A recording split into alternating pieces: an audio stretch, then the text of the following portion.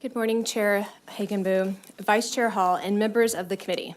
My name is Mia Garcia. I'm a Marine Corps veteran, and I have the privilege of serving as the Executive Director of the Texas Veterans Network, which is a program with Combined Arms in partnership with the Texas Workforce Commission. I want to start with the problem that we were built to solve. When a service member transitions, the problem is not too few resources, rather way too many, and they're uncoordinated. You've heard this from a few people this morning. So there's more than 45,000 registered nonprofits that serve veterans or say they do, and everyone has its own front door and own system. So when a service member transitions, if they have 3 needs, they navigate 3 systems while looking for a house and a job. That's why we built the Texas Veterans Network as a coordinated referral layer, routing only to vetted partners, with the referral staying open until contact is confirmed. Our partners average 22-hour response time against our 72-hour contract standard. And we've connected over 100,000 veterans and service members and their families over the last 6 years. We just hit this milestone last week. And all of this is logged. That same principle, confirmed connection, not just information, is exactly what's missing from the federal transition point. So let's call it the TAP gap. TAP informs well, but it doesn't hand someone, a transitioning service member, to a vetted Texas organization in their destination county and confirm the connection happened. So veterans at this point resurface at the Veteran County Service Office or in one of our food distribution lines when the problem is bigger and a lot more costly. So we'd offer 4 recommendations with the resources that already exist. Measure confirmed contact, not just a referral, not a list or a phone number. That's not a connection. Route to the county the person is moving to, not the one they're separating from.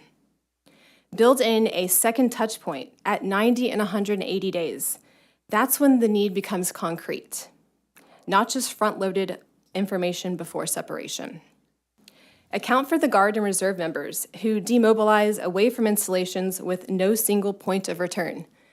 And don't assume that everyone goes to the TAP program. There are some units that just don't have the feasibility to send their service members, reservists, to the TAP program. In short, Texas has built substantial resources for veterans and their families. The greatest return now comes from connecting them to the vetted, coordinated network. That is coordination, not new programs, and it is achievable with what the state already funds. We're grateful for this committee's attention to transition and for the partnership that we've had with the state over the last 6 years. Thank you for your time, and I'm happy to address any questions or provide any of our data for the record.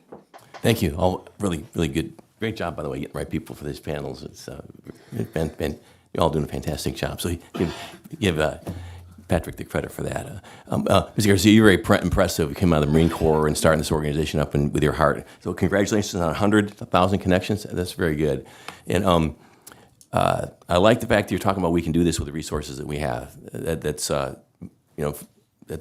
helpful to see it that way. So appreciate that. We'll take your recommendations all seriously. So this connection, that we call it the TAP gap. I think that's a good way to put it. What do we need to do as a state to work better with the Department of War to figure out how to make that connection? And I think, frankly, it might be more of a problem on the Department of War's side. I mean, they're just very highly the military. They do what they do well, but their mission is different than necessarily connections that we need to make. So go ahead. Yes, Senator, I do agree with you. It's probably more on the Department of War side, but we do have some amazing resources within the military installation. The Texas Veterans Commission, the Texas Workforce Commission, they have staff that are there and ready to serve. That connection just needs to happen. So, I see it, the big picture or the perfect picture I see here is the service member, we're alerted they're getting out. They do participate in TAP, but they intentionally get connected to all the state agencies first. And then that connection to the VA is verified as well. But then we don't want to assume that the state and the VA can do everything. There's so many other nonprofits that can fill the gap that our service members do need. So I don't think the state of Texas needs to feel that they need to shoulder that burden by themselves. All right, good, helpful.